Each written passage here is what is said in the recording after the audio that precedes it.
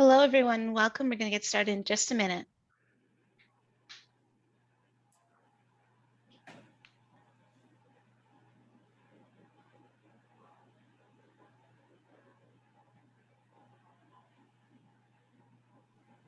Hello and welcome. We're going to get started in just a couple minutes.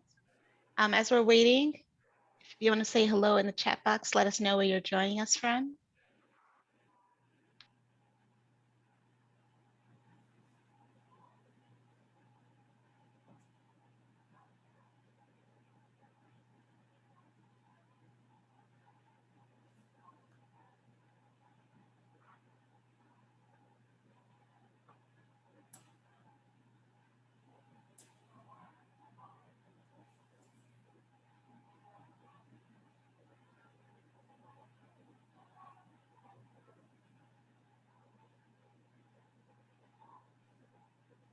Hello, good afternoon, everyone, or good morning, depending on where you're joining us from.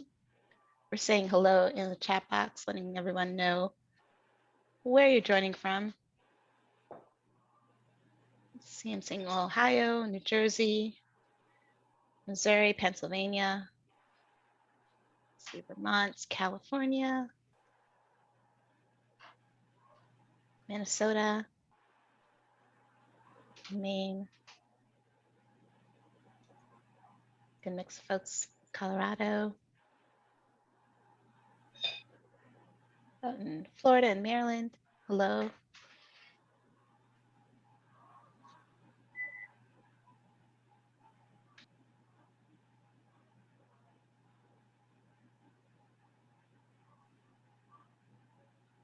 Hello, as everybody is coming into the room right now.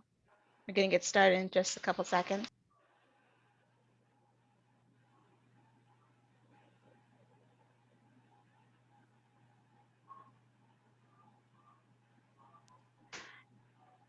Okay, we're going to go ahead and get started. Thanks for everybody as you're saying hello in the chat box. Thanks for joining us today.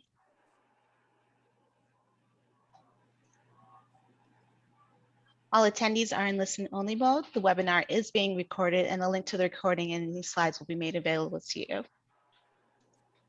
Hello again, my name is Leslie Gabay-Swampson. I'm the Director of Program and Systems Quality at the National Summer Learning Association.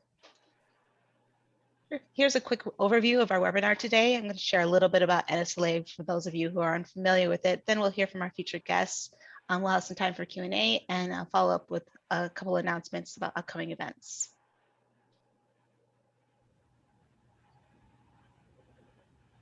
As we're going along, if you have any questions for our guest speakers, please put those into the Q&A box. We'll try to catch them if they're in the chat box, but it's a little bit easier for us to see and keep track of them if they're in the Q&A box. So feel free to use that. We'll make sure that those questions that are in the Q&A box get asked and answered live.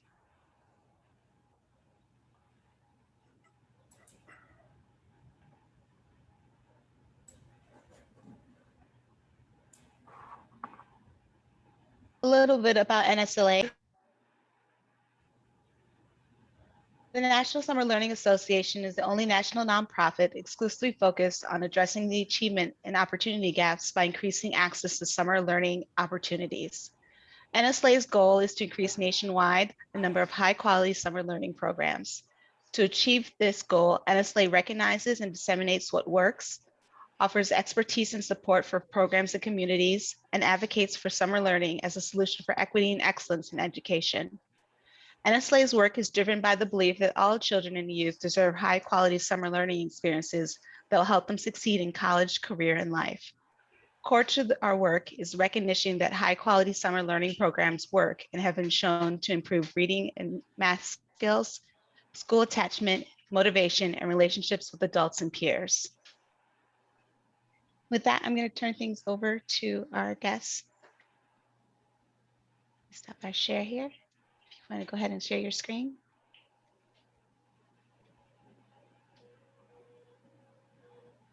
Thank you so much, Leslie. Good afternoon, everyone. My name is John Holt with BellXcel, and I'm here with Kevin Resler, the President and CEO of the United Way of Lancaster County, Pennsylvania, and Olivia Walters, the Foundation Outreach Coordinator from the Steinman Foundation. Kevin has spent his life seeking ways to bring about an equitable peace and justice for all. He is an accomplished public speaker, writer, and actor. Olivia's work as Steinman has led to her bringing together organizations throughout the Lancaster area to form the Lancaster Partnership for Learning Equity alongside Kevin. We will talk about that effort on our webinar today. I am happy to be hosting this webinar today with Olivia and Kevin and appreciate NSLA for providing this platform through their Voices of Summer webinar series. I am the Director of Partner Solutions at BellXcel and have overseen program operations in Baltimore City and Montgomery County, Maryland, serving over 2,000 scholars each summer. I truly believe in the BellXcel model from witnessing firsthand how it impacts the lives of thousands of scholars, families, and educators. BellXcel is a national nonprofit that helps school districts and youth-serving organizations like our partners at the Lancaster Partnership for Learning Equity to ensure a successful summer program. Our single source solution provides all the building blocks needed: step-by-step guidance, professional development, assessment, robust academic and whole child curriculum, content, and support to run and manage an evidence-based program. Today, we will hear from Kevin and Olivia about how they formed the Lancaster Partnership for Learning Equity and how they brought their community together to meet the needs of pandemic learning gaps for the summer of 2020 and have worked to make the adjustments needed for 2021. Which brings us to the purpose of this webinar. Summer learning is like a road trip where you need to plan for the bumps and detours along the way. Now, today we will talk about ways that you can fine-tune your engine for high-impact summer operations. Now, the challenges are not small this year. The learning gaps are growing, and finding science-based ways to address the COVID and summer slide are more important than ever. Quality is important, equity is essential, and providing a venue to avoid teacher burnout is a real need. Many organizations are looking at summer programs as a way to facilitate learning recovery and not only shrink those learning gaps, but also provide programs that can lead to gains for the 2022 school year. Youth serving organizations need a solution that is easy to implement, fun for students, and provide measurable results. Kevin, how would you describe the needs of your community and how it caused you to work to raise funds to address some of these pandemic needs? Thanks, John, and welcome everybody. So glad to be here. I actually begin by answering. I've got a little booklet here that I keep on my desk of African words of wisdom. My mom's from East Africa and trying to just maintain that connection to diversity of thought. And the one for yesterday was, no matter how powerful one is, one can never make the rain fall only on his own home. It's a Cameroonian proverb, and it applies to this, right?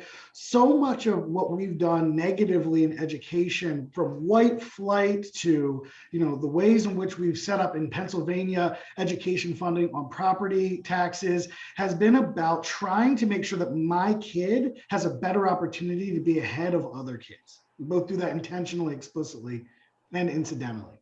And then those who didn't create that design feel the pressure to participate in that way.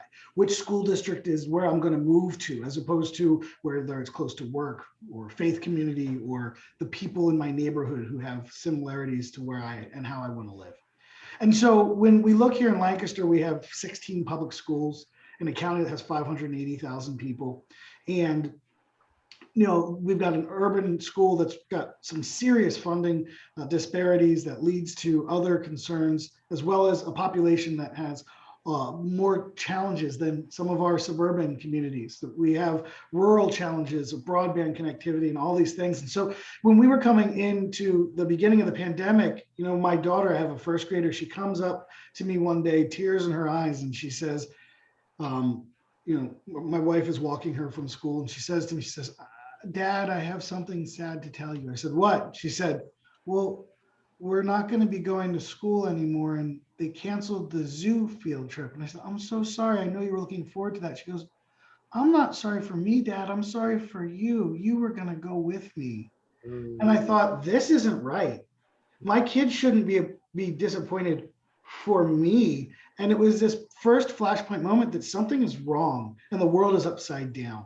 And so, when my daughter, who goes to one of the poorest elementary school, well, the second Forest Elementary School, we live in the poorest census tract in our county by intent, as having that social emotional pressure. I knew that there were going to be concerns. And so we immediately started kicking into gear and saying, what are the problems? We knew that access to devices, access to internet were problems. We saw devices as a challenge, in part because we knew that someone was solving the access to connectivity in our community. And that's Olivia's program. But I said, well, what good is connectivity if you don't have a device? And some of the schools were giving devices. The school district that my daughter is in didn't have the resources to. My next door neighbors have a kid in her class and 4 other kids in the school district. And I have 1 daughter in the school district. And when they were able to, they gave us 1 iPad for my daughter. They gave the neighbors 1 iPad for their house, because that is the economic, or that's the educational world we live in, equality, not equity. And I said, let's raise some money for devices, but then we didn't have anything to do with them. So that's, for me, where Olivia came in. Olivia, do these needs align with what you're experiencing? Yeah, absolutely. I think that there was no new need that was created by COVID-19. But what COVID-19 did was just raise these needs up to the level that they could not be ignored or band-aided any longer. So we really saw it as a tool to be able, as Kevin said, we knew that device access was an issue before, and this gave us the opportunity and a vehicle to get devices into the hands of students and kind of create this multi-effort response that was really effective last year. Olivia, you and Kevin were not really at a place where you could fine-tune your engine last summer. As you were building from the ground up, can you talk a little bit about what was needed to assemble all the community partners to make this a successful program? Yeah, absolutely. So the foundation that I am fortunate enough to work for, we had been responding to COVID needs from the start of the pandemic. So from March on, that was the majority of our focus. And as we came into planning for our summer program in May, June, having those relationships in the community with the community organizations that were already doing this work was incredibly helpful. So this list is just a high-level overview of some of the partners that we pulled in to help us recruit families, recruit students, the material distribution sites, help us to deliver materials. But some may stand out that, national organizations that are youth-serving organizations outside of school time is really their wheelhouse. But others on this list are totally outside of that space. They might be food access points, they are healthcare providers. But we recognize that we needed to reach the most vulnerable students, and that would require partnering with organizations that maybe youth serving was a little bit outside of their typical scope. They became some of our best partners in recruiting and ensuring that families trusted the program that we were offering, especially in our more rural communities where it's a really insular and close-knit community, and outside programming is really seen with a high level of skepticism. Having organizations that these families know they're going there every week to pick up food and groceries. They know that they can call them if they need help with their utility bill. They have those relationships. Tapping into that was a huge, huge resource. The bottom list of logos that you'll see on the screen, those were our funding supporters and gave financially to allow us to do this program. And among them are, the Campbell Foundation, which previously only focused on water quality and environmental causes, but really stepped into this brand new space with us, recognizing that COVID just necessitated everybody all hands on deck. So we called everyone that we could, and I remember walking back and forth in my living room on the phone for hours and hours, and if you didn't pick up the first time, I would call you again. So it just takes that level of persistence, and it's a compelling story. Who do you call and say, can you help me help some kids? Who do you call and say that to, and they say no? So people want to help and they want to get involved, and I think having this collective impact model was really effective for us. Yeah, John, I just really quickly mentioned that part of this is important is that prior relationships, right? So Olivia and I had a personal prior relationship. I started in January of 2020 at my job. And Olivia had started not too long, just a couple years before. But we had a prior personal relationship.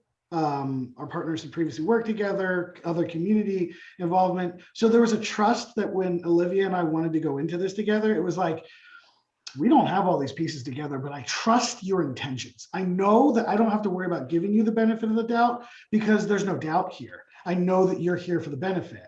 And the same was true institutionally.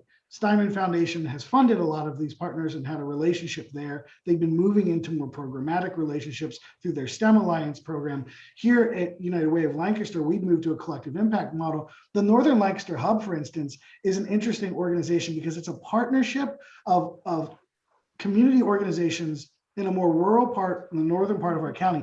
Their fiscal sponsor is the public library. But we helped bring that together through our collective impact model. Same with the Together initiative, which is a partnership of 90 nonprofit and for-profit companies out in rural eastern Lancaster County. And so some of these are individual spaces, but a lot of these are themselves already partners that for the last 6 years, United Way have been bringing together, or others have been bringing together in various ways. And so in some ways, what was great about this and the prior work, the relationship building, was there was an element of this that no, we didn't have any idea, but to use your pit crew language, part of this was we didn't have an idea what we were doing, but we knew that we had a vehicle and we had a key. And so we could go turn that vehicle on, and what we needed to figure out was the roadmap, because we already had a functioning vehicle of collaboration in this community. Thank you. So we know it's important to prepare for summer, and there are several important items that BellXcel helps to operationalize, including guidance and job descriptions to help with staffing, vetted curriculum options, professional learning, and coaching from your partner solutions representative. So Olivia, can you talk a little bit about how you were able to gear up to take on this collective impact project? Yeah, I think the support that we received from Bell was hands down one of the main reasons that we were able to launch this so quickly. And I think I do not come from an education background, so I can look at something and it looks great, it's very beautiful colors, it looks like it's really fun. But the key for me was hearing the feedback from our educators after our third day of our initial orientation prior to us starting summer last year. And just we had kind of gone over just basics, logistics. This is how you do your time card, all the boring stuff. And then we kind of turned them loose for, I think, 20 minutes into breakout rooms to explore the Bell curriculum and everything that they would have access to for the students, and had them come back and share out what their observations were. And it was like lights had switched on everybody's little Zoom boxes, because I think we were seeing educators who had been through so much from March until the end of the school year and had been just so weary of all of the virtual schooling and all the things that were asked of them. And they came back so excited about all of the resources in the program. So I think the professional development resources and the holistic approach to the whole child, and making sure that we're taking into account social and emotional development now more than ever in light of the pandemic. I also know that we got amazing feedback from our families about the parent engagement and parent library resources that were available and part of the program, which was really exciting to me, coming from an early childhood development background, knowing that family engagement is like one of the #1 indicators of student success. That piece is so important, and that is just built right into the program. So having all of those layers of support, I think through the actual program that we were running, and then when we combine that with the support that we had from the community, it made for a lot of success. Kevin, what were you hoping would be the impact of this program when you first started putting all the pieces together? So I'm going to be honest, because I like being honest. I was like, anything that engages on any level is a win. I mean, I think it's hard for us to remember where we were. I run an organization, and so I had the freedom to say to everybody, you're working from home now, right? Like, having your kid come and sit on your lap during a Zoom meeting is professionally okay in our environment. But I knew that there were a lot of other families for which that wasn't the case, right? They didn't have the opportunity to stay at home. So maybe they were dropping their kids off at grandma, who wasn't able to help support them. We have, as many communities, we have different challenges with regards to language attainment for immigrant and other migratory communities, particularly the older you get. So if you're living with grandma, maybe they can't help them with some of the resources that's being sent home from school. And so for me, just having something, and frankly, the other thing too was like, I have a 3 and a 6-year-old. So there was a whole lot of like, I hate screen time in February of 2020. And in March, it was like, I love the flat screen babysitter. And this was sort of like, well, you know what, there's hours a week now. They're still on a screen, which I didn't necessarily love, but I loved that that portion of screen time was productive and educational. So, the outcomes for me, John, were really about making sure that we did something.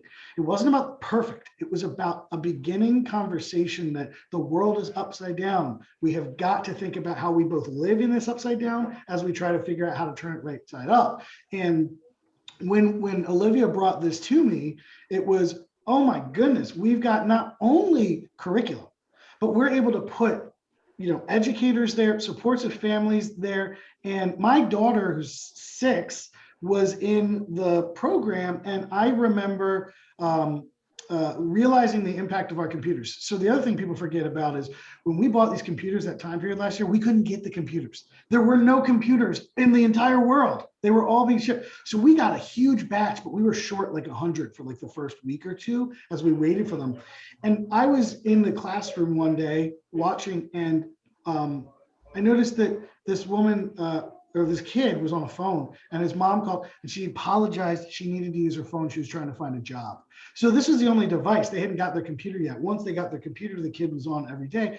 But about halfway through the program, I was the only father there. The rest were all mothers who were with their kids. And we sort of had parents getting to know each other in a class. Hey, what's going on? What do you do? And I said, oh, I work for the United Way. Oh, you work for the United Way? Didn't they help fund this? I said, yeah. So what do you do there? I said, well, I'm the president and CEO. Felt a little sheepish. And the one mother just breaks down, starts crying. She's like, I don't know what I would have done without this program. And so now I'm crying. It's just like, oh my goodness. Like the level of impact was far beyond anything I dreamed of, John. But I went in this willing to say, as long as kids are engaged, we're okay. And I came out of it realizing it was transformative. But if we hadn't taken the risk to say, it's okay if it's not perfect, we wouldn't have gotten to such a great program. Thank you. Now, there's several elements to consider when implementing a new summer program. Olivia, can you talk a little bit about how BellXcel was able to help you operationalize the effort? Yeah, absolutely. So I think last year, knowing that the majority of our program would be virtual, connecting with the Bell team, having insight about what actual device families needed to be able to do the program was so helpful. Just knowing like the logistics of the specs and requirements for the actual device. We originally had considered, okay, if we have this pool of funds, could we buy every student in the program like an Amazon Kindle or a tablet that they could do the program on? Not ideal, but it may have worked. We were able to source the community funding to be able to get Chromebooks for every student who needed one in the program. And to Kevin's point, we did have some delays and some, late night email exchanges with our laptop vendors, but we were able to pull that off. So I think just having the resource of who to call and who to ask those little questions of, like, this is a little bit outside of Bell's role, but they are still able to provide so much support in that area. So that was huge.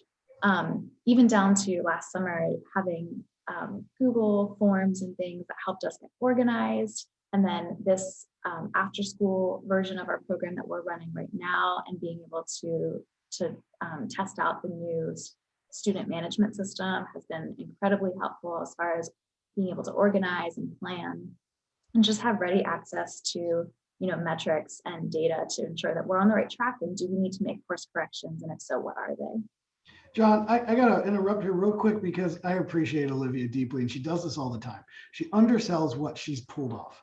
She came to me, and from when she came to me and other funders in this community, and we jumped and said, we'll do this. When she came to me to when we launched this was about 3-4 weeks.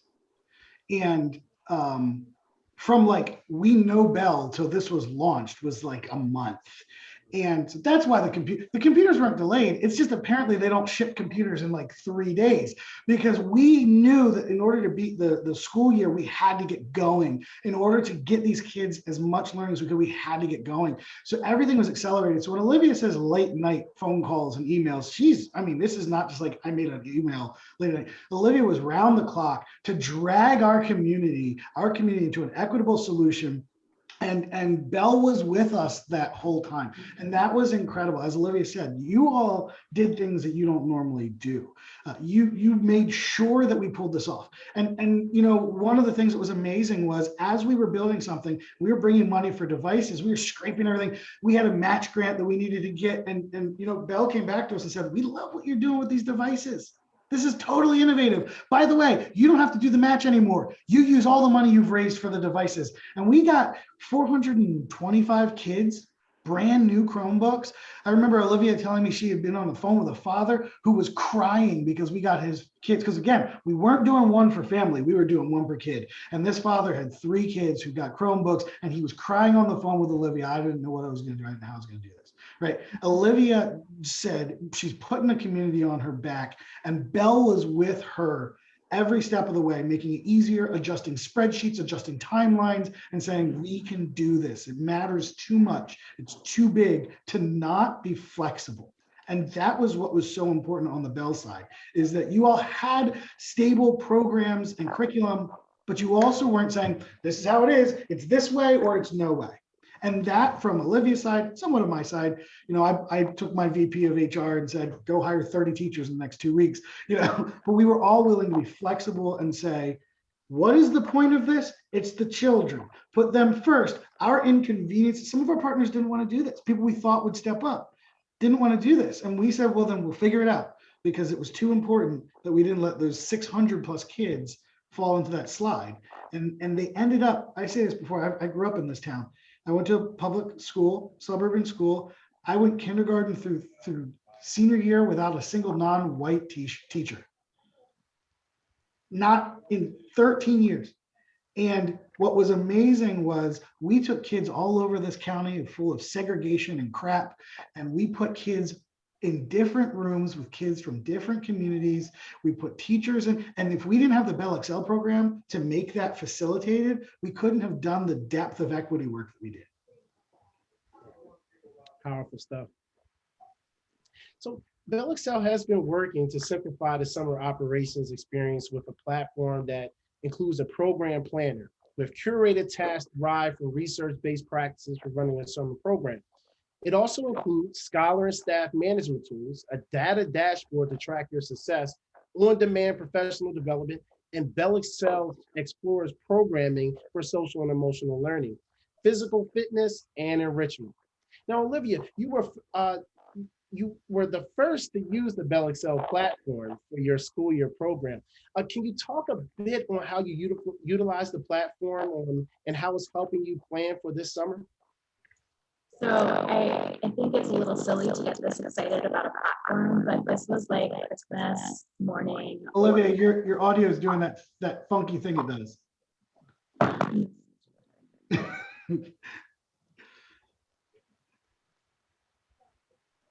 Olivia, while you do that, I'm going to jump to Kevin. And so, Kevin, in planning ahead for both last summer and for this summer, what was your primary consideration? Well, it was about repairing. So I mentioned early on that Olivia and I have a great relationship, a friendship that is outside of work.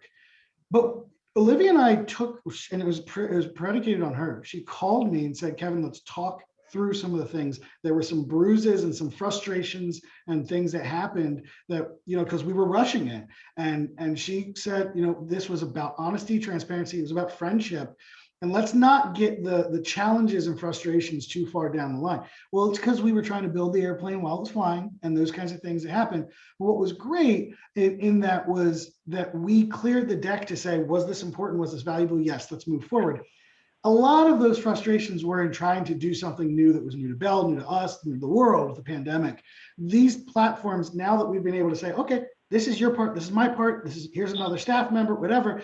If we'd had these tools earlier, some of that stuff wouldn't have happened anyway because we were trying to figure it out. So what I loved was when I saw this come through, we thought we were going to have to solve problems manually. But this program and this platform solves a lot of the potential problems that you don't see coming by systematizing and streamlining issues and just making it a little easier. I think Olivia's back.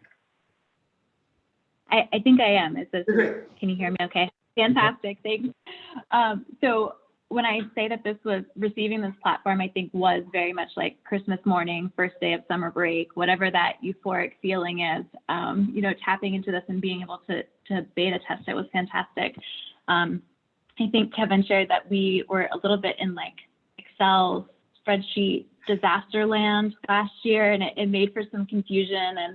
And first of all, being able to plan with the planning tool with more than 2.5 weeks is a treat. It's making this planning for this summer feel like it's so leisurely. Obviously, we're building on what we learned last year, but having that advanced timeline has been really helpful. We're also recognizing that, you know, while we have intentions to have a fully virtual summer program this summer, and we will keep that piece in place, many families are either needing to have their students attend an in-person program, or they're because of work or just, you know, having to return to the workforce or whatever their life circumstances might be, but they also may have reached that comfort level of having their students safely attend in-person programming. So this tool is allowing us to like seamlessly be able to tell our community partners, absolutely, we can run a Bell program with you in person, and we can do that and manage it seamlessly with this platform. So we can have, you know, our virtual implementations, our hybrid implementations, and then our in-person, and track all of them and pull all of that data together. So, you know, when I put on my funder's hat and I need to quickly go back to my team and say, yes, this is working, yes, this deserves more dollars, I have a tool that allows me to get a real like temperature check in the moment. And that is amazing, amazing. In addition to the key partners and funders mentioned earlier, can you talk about how you plan to manage your dream team with the help of BellXcel and the BellXcel platform? And that's what I used to call my team, that dream team, because they make all the magic happen. So let's start with Olivia. Yeah, I think we are still, you know, tapping into everything that the platform can do and everything that we can organize through that. And I think that's been a transition to go from a more manual into this more automated database. But I feel like it's really the more information and access to that information you can give to your team members, the better they're going to do and the more informed they can make their decisions. So we were struggling a tiny bit with our after school program and attendance. And that was a really easy visual with the platform and the system. So our educators were very quickly able to say, hey, there's an attendance issue. And we were able to make a course correction by saying, how can we incentivize, especially for our older students who, you know, are just hitting that end of school year fatigue, and how do we excite them about attending the program? So we did some, you know, gift cards and some prizes and things like that.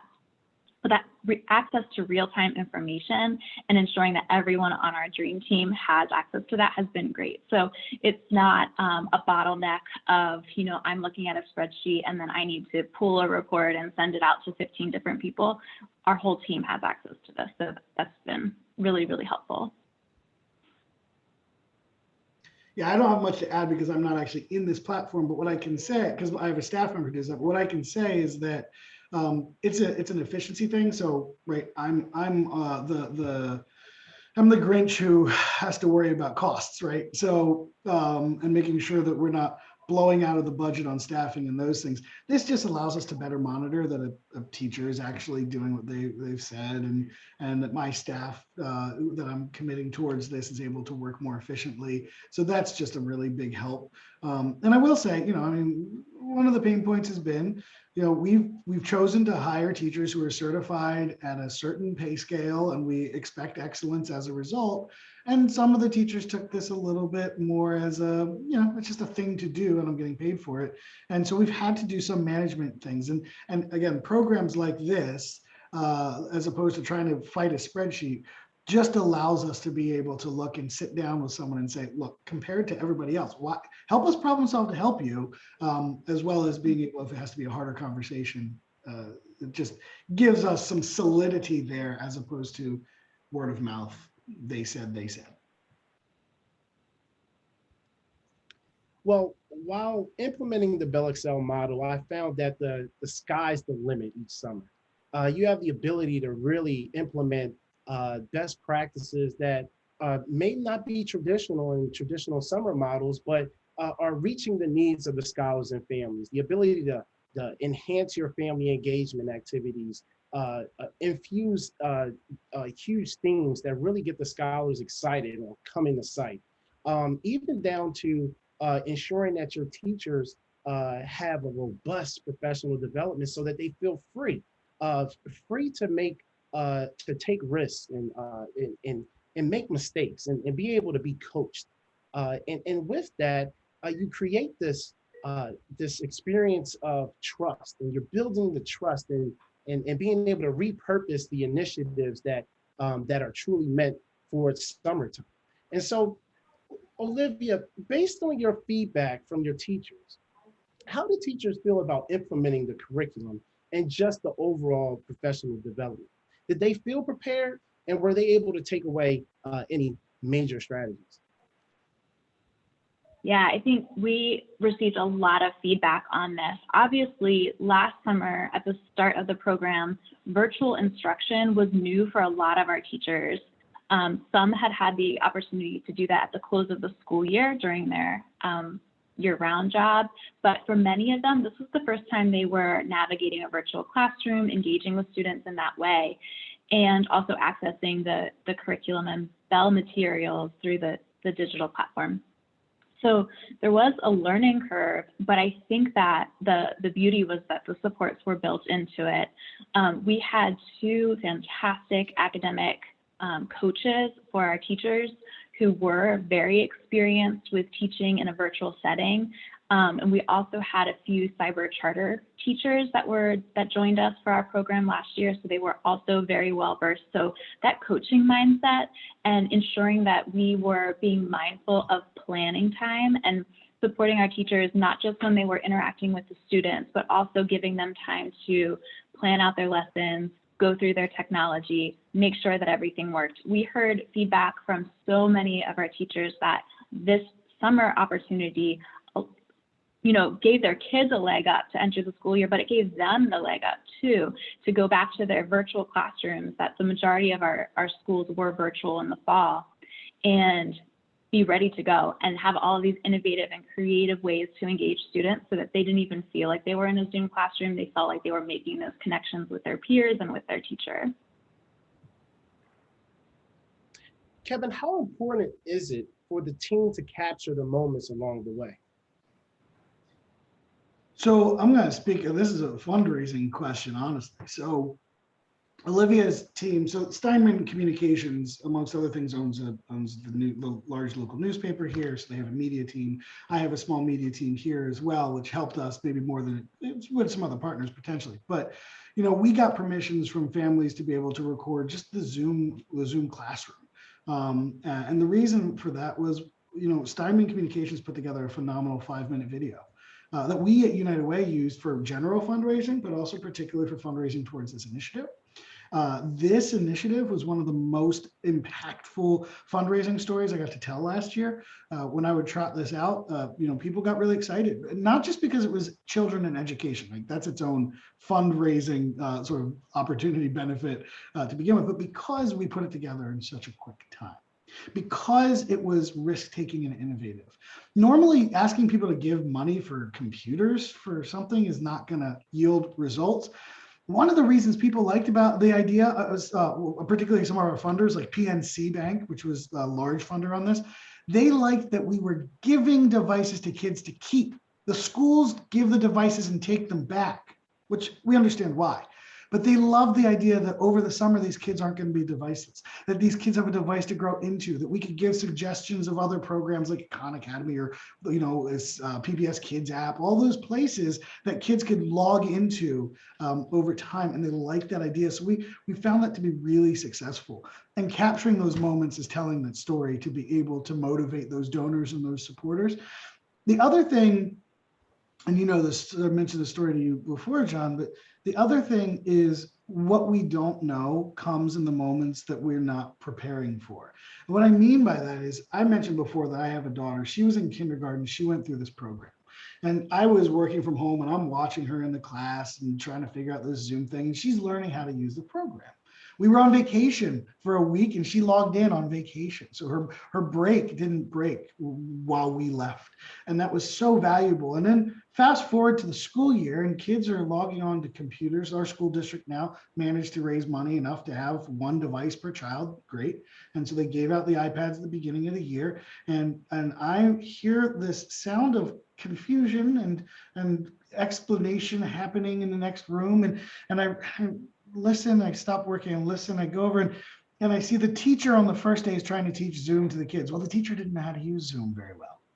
And she's struggling to teach these kids. And then I hear my daughter in her very Acacia way telling people what to do. And I'm a little worried she's being bossy and I'm creep over the room and I find out she's telling kids where the mute button is, how to press the button so that you can draw on the screen. And I see other kids who are explaining to other kids at the same time. And I realize these kids who I recognize were in the BellXcel program. I mentioned before, I'm in a low-income community with students in low-income schools. Many of these kids, not my daughter, didn't need a free device because we could afford it, but many of these other kids were ones who did. Which means that these kids are the ones who don't normally get to go to expensive summer camps. These kids are the ones who aren't normally on the first day of school ahead of everybody else because they were prepared all summer. These kids, possibly for the first time in their life, were at the front of the line of preparedness. They were the ones who were telling other kids, how do you use this program? How do you do these things? They got to feel that surge that you get when you know you're right and you get to help someone else. These are first grade kids who learned what it's like to be a leader in a world in which they are often disenfranchised and inequitably treated in ways that only ever sets them up to be at the back of the line. And it blew my mind. And that moment is a moment I will never, ever let go of, John, because that was a moment that I know that somewhere, some little kid became a leader for the rest of his or her life, who was not previously ever going to have that experience. And that, to me, if we can capture those moments and we can share those moments, that's how we'll get funding to help 10 kids be leaders in the future, 20 kids be leaders in the future. And that's why we didn't just do this last summer. We did it for after school. We're doing it in this coming summer. I hope we can look at doing it for that population that's too high of income for Head Start and too low of income for expensive pre-K programs. And more and more and more, and we'll grow it and we'll grow it. And we make sure that nobody doesn't have the opportunity just because of funding or location. And that's our goal, is to just continuously expand who has opportunity. Powerful stuff. Powerful stuff. At the end of your program, you will be able to pull data to show the success of your program. You'll have access to charts and graphs and exportable reports highlighting the scholars in your program through the data dashboard in the BellXcel platform. Olivia, with so many stakeholders, sharing information must be key. What data did you find most valuable? Yeah, it was key. Absolutely was key, especially when we wanted to, thank all of our partners, our funding partners, and also our partners who were, boots on the ground, helping us deliver materials and get the word out. I see those two roles as very equal in my book. So I felt like it was really important to report out to everybody who allowed us to be successful. So the summary that we received from Bell at the end of last summer's program was so helpful. It was like a high level look. And then we also received like a deep dive into all of our assessments and data outcomes and student outcomes from the program. We had parent and family surveys, and then we had student surveys, and we had our teachers and our educators have participation surveys too. So there was just a wealth of information that we could really look at, and it really helped us inform our after school program, and it's really helped us as we plan for this summer. kind of going back to what Kevin said about capturing those moments, we did do a great video. It's very compelling. It's very fun to watch because the kids are so excited and they're, you know, having little dance parties, and it's great. But there were also a lot of moments that we did not catch because we were on such a short timeline, and because it was happening, you know, in the middle of the night, or because it was, you know, me recruiting my entire family to help me pack 600 backpacks of school supplies in my living room with a big, you know, tables spread out of colored pencils and markers. And, you know, I'm preaching to the choir, I'm sure, in this call, because I imagine at some point in time, everyone who's listening right now has had a house full of supplies of some sort. If you're doing this work, it's bound to happen. So capturing those moments too, I think in hindsight, that's something that I really want to make sure that we are keeping an eye on for the summer, because one, it's great for our scholars to build that sense of community and for them to have something tangible that they can look back on and have those memories and say, you know, I was part of this and this was my class and this is what I have to hang on to remember that. I think especially in COVID, having kids build those relationships and have memorialize those relationships becomes even more important. So all of those things, rolling them all up, but I think that the data that we were provided with has really been able to guide our path and make sure that we're making really smart and logical decisions. Kevin, what data is important to you, and what is your hope for impact this summer? Yeah, I mean, so data that's important is success, and success for me is like just being in the program. So not necessarily did they get the highest test score, but were you consistently there? Because that's where relationship and confidence is built. Sometimes we get so concerned about testing metrics that we forget that kids are learning in a whole host of ways. The other is teacher diversity. I mentioned this before, but you know, there's too many schools where kids don't see a teacher who doesn't look like them.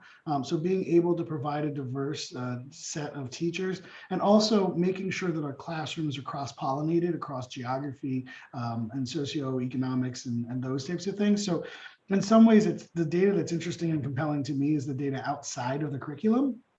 But what do we know about these students? Who are we connecting to? Run that against your census, that type of thing, and asking your partner school districts, if you have them, who are their concerned populations, and are we reaching those? So, you know, oftentimes the way that we do funding in our country is we fund the largest swath of groups, and we don't think about those individual points. And we sort of say, well, if you got a school district of 30,000 people or 10,000 people or 5,000 people, we can't concern ourselves with that one kid. To me, that's exactly what these types of programs need to be. We're concerned about the one outlier more so than are we covering the broadest stroke possible, because no one else systemically is seeing that kid. Mm-hmm.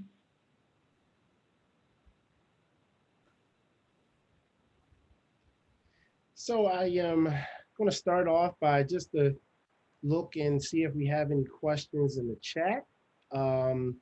So we have one that is, let's see, what are the indicators in the data dashboard?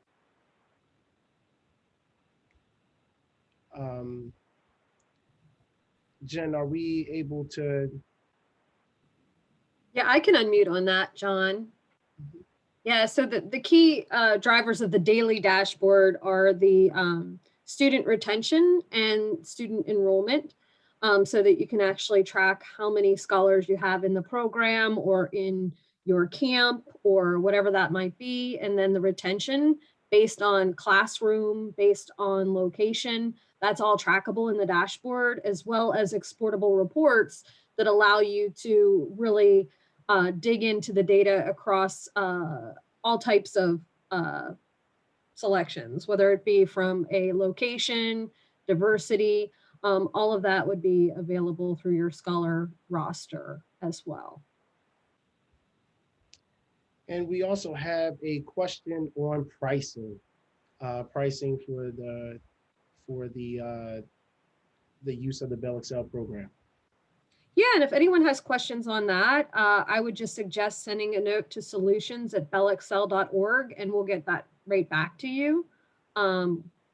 That's not a problem at all. And there's a follow-up for Jen there. Enrollment, but not performance data. Does the data dashboard have performance? data? Yeah, so the performance data is largely derived from survey data as well as STAR data. We use STAR as one of the indicators for success. Many of the scholars in the program are gaining, not losing, but actually gaining 2 to 3 months during the summer program, which is a great win for summer programs across the globe. And I know NSLA is a really big proponent of summer and likes to see those types of gains with scholars. We actually have an assessment team that really looks at all of the assessment data, pulls all of the survey data into a comprehensive report that is shared outside of that data dashboard as well. For additional information to send to funders or to others. Thanks for catching that, Kevin. Looks Yeah. like the other question in here is actually for you because it's related to information on getting assistance with technology and tablets for kids for a virtual summer camp this year. And if you had any insight. Yeah. So, well, one thing I want to mention on performance. So my daughter took it. She took a STAR exam at the beginning and at the end, and she enjoyed that. But what was really exciting is that she was excited about the program day in, day out. And that's why her performance went and improved. I mean, here's a kid who's like got the run of the house because I am trying to hold together an organization and letting her watch whatever she wants on TV. But at that time, she was like, Dad, when's my class? I don't want to be late. And wanted to be there, wanted to interact with other kids in this crazy quarantine isolated world. With regards to assistance for technology, I'm going to suggest that you talk, first of all, with your county commissioners or whatever your county structure is, because a lot of these federal dollars will provide opportunity for funding for technologies around education. Unfortunately, our county commissioners didn't prioritize it when we asked them for this program, but it would have been eligible for some of the CARES Act dollars. So I would start there. They just actually in the most recent large bill, a lot of money is going to municipalities from I think it's minimum 1,000, maximum $10 million or something like that is going to municipalities. And there's a wider range of things that are applicable there. I don't know if this would be or not, but so start with your county government because right now the world I should say the United States is awash in particularly federal dollars. So just dot your T's or dot your I's and cross your T's on those dollars. Secondarily, I would say, if you have a compelling case, reach out to your foundations and your education foundations and others. And then, be creative. So, it may not be about getting a device directly for your kid to own it, but think about this. The schools all have devices. They're parking them in their buildings over summer. Now, some of that's about software updates and checking those things, but, ask the school, hey, can we be the responsible party for your devices? You get them sorted and set up, in that first month. And then, by July, would we be able to, sign those out and use those for our families, and we'll be the responsible party. If it gets broken or whatever, we'll replace that for the school. I think that would be another creative solution to look at because there are devices out there.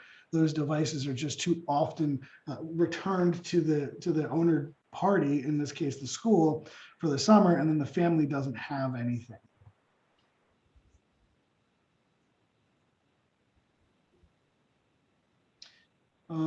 You got a question coming in. It looks like it'd be good for Olivia. Okay, so how is some of this different than shared Google Docs for attendance? Will you get notification if students are coming, like low attendance? We started using shared drives, but found getting teachers to actually log the attendance to the computer was a challenge. I can answer this. So with the attendance tracker, it allows you to easily be able to track attendance using your phone or using your tablet or laptop. Teachers will be able to easily, just a click of a button, and the reports can be exported out to fit whatever need that you need to be able to provide it to any stakeholders or just for internal use. Through your data dashboard, you'll be able to truly be able to track the attendance and see which scholars in particular are missing, as well as to be able to see your average daily attendance. That really gives you a key indicator on how many scholars are showing up, and it allows you to see which days of the week they're showing up the most, whether, and then you can really tailor maybe some initiatives or some some incentives to kind of really boost up those certain days that you're noticing that you have low attendance. And that's where I was mentioning earlier, teacher performance as well, right? So if you have 80% attendance and one teacher has 20% attendance, there might be something there, right? When we had one teacher in particular that just struggled with the technology. Like she wasn't getting into the class, and the kids were trying to show up. She wasn't letting them in because she wasn't figuring out Zoom. And so, we had to deal with that. It was unfortunate, but we had to deal with that. I'm seeing this question here from Michael Wallace here about for small summer programs, 35 youth who already have laptops. How can we use this platform? We've talked a lot about laptops, and I want to be clear, that's us as the Lancaster Partnership for Learning Equity. That was what we tried to bring on top of the BellXcel. The BellXcel platform works, it's not designed for, oh, you don't have devices. For us, what brought Olivia and I together was looking at our community and realizing that there was a lack of equitable access. They had a partnership with Comcast that was getting free internet for low-income families, and we realized that meant we needed to also bring devices. And so that was the thing that brought us together, and then everything else flourished from that. But the program, it's not like, you need a particular laptop. This is not like one laptop per child where it was a particular device. You could bring any devices. And in fact, again, my daughter didn't get one of the Chromebooks that we provided to low-income families because my family is not a low-income family. So she was using a laptop that we had at our house already, and was not the same device as what we were handing out to other individual scholars. Thanks for pointing that out, Kevin, because one thing to mention is the majority of programs we're working with this summer and that we're seeing across the US, even those not using BellXcel, are in person based on some of the funding requirements coming out of the CARES Act. So the BellXcel platform is meant for teachers, staff, and administrators, and that's kind of the whole fine-tune your engine. It's not meant for students. What it does give you is some guidance on how to use Zoom and other types of platforms through our professional development to teach those courses. And then it has the content and curriculum aligned to that. Last year, the majority of folks were on remote. So we actually had individual bundles of books that were for each and every individual scholar. So they had both digital resources as well as print. So just to give an idea there, because I know a lot of it seems like you would have to have a platform that would be accessible to students, but our platform is not meant for students, just so you know. It's meant for those who actually run the programs and teach those students or scholars that are in the program. Yeah, we did have at least one that was sort of in person last year, didn't we, Olivia? There was one that. Yeah. We ran 2 sites that operated in person, and they tapped into our remote learning during their BellXcel portion of their day. They would be at, in their summer camp rotations, then they would pop into their Zoom classroom with their Bell teacher, have an hour-long lesson, and then, pop back out and head to their next camp. Yeah, and the scholastic resources, the physical books, Jennifer, that you just mentioned were awesome. Like my daughter, so we had bundled some things that Olivia talked about, some, whiteboards and those types of things, but there was a packet that came with a math book, a reading book, some scholastic books. And so my daughter had tangible resources that she was able to use in the evenings and keep her engaged even outside of the program activity times. If you already have a curriculum, can we still use the platform? Absolutely, yes. Yeah, we do have preferred curriculum for summer that we have developed with Scholastic, which is fantastic, but a lot of programs do already have a curriculum, or the school already has a curriculum, and the BellXcel platform is a great wraparound if you already have a curriculum in place, and it brings the professional learning. It brings all of the elements to run an evidence-based program, including all of the curated tasks that are in the program planner that were built through tons of research for summer learning. So absolutely, if you already have your own curriculum, you can still use the platform. And also to include that there's a wealth of resources for families as well within the family resource library that really, again, it just enhances that wraparound to the academics. Any other questions? Great. Well, keep in mind that, again, the model is basically summer in a box, you just add staff. So if you have any questions about the platform or any way that we can support, please email us at solutions@bellxcel.org. I truly want to thank the NSLA for providing this opportunity to join their Voices of Summer webinar series, and special thanks to Olivia, their experiences building a summer program from the ground up, and how they plan to fine tune their engine for smooth operations this summer. Thank you all. Thank you. Thank you so much, Kevin, Olivia, John, Jen. Thank you, BellXcel, for a great presentation. We are almost at time, so I'm going to wrap up really quickly. Just a couple of announcements of some upcoming webinars that we'll have in our Voices of Summer series. Our next webinar will be April 21st. It will be on designing a successful hybrid summer program model, lessons from the Aim High at Home program.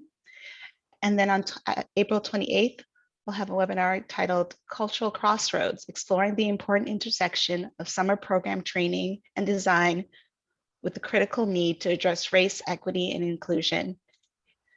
So look out for announcements about those webinars. You can also sign up for those, register for those webinars on our website. Finally, if you're not following us on social media, that's the best place to hear new announcements about upcoming events and webinars, things like that. So you can follow us on Twitter, on Facebook, sign up for our newsletter on our website. You can also, there on our website, you can also join special cohorts or peers interested in specific topics like sports, literacy, or youth program, youth employment.